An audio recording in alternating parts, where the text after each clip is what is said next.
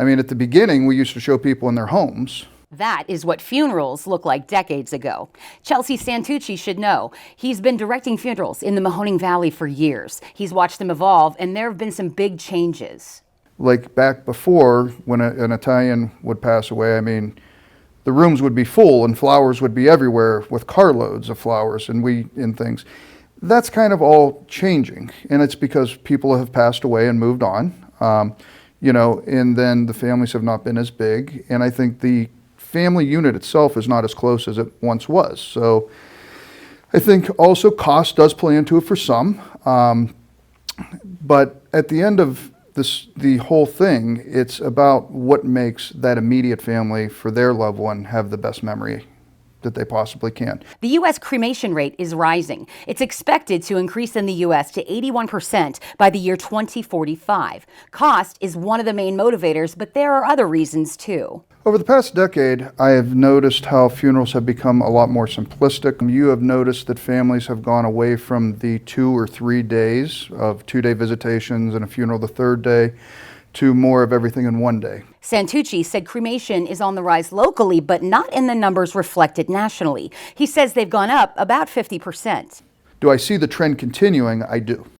Cremation can be less costly, and it's also mobile. Santucci said some families like the idea of being able to take an urn with them when they move.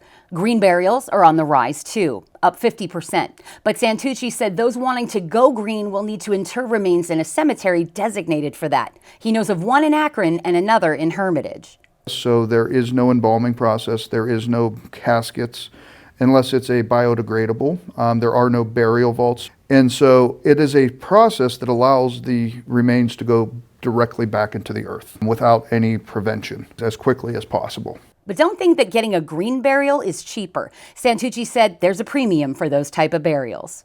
We offer them. I will say that I have not done one in my career. Cost-wise, though, it is not much different than a traditional funeral. And because of the cemetery space is actually quite costly. There's no doubt the funeral landscape is changing. Funerals at sea are becoming more popular, and demand for cryogenics and even composting has gained interest as people are looking for other ways to say goodbye to their loved ones. We are still very traditionalistic in this area. And that's a very good thing. There's nothing wrong with that. It's just Youngstown has always been that type and still very ethnic. So those traditions still hold on, even with the younger generations. But I do see a definite trend, and I think over the next decades, it's going to become a little more prevalent. Brandy Johanches, WKBN 27 First News. Hi everyone, I'm Lindsay Watson. Thanks for watching the WKBN 27 First News YouTube channel. If you want more video news, subscribe to our channel. And don't forget to download the WKBN 27 First News app for breaking news alerts.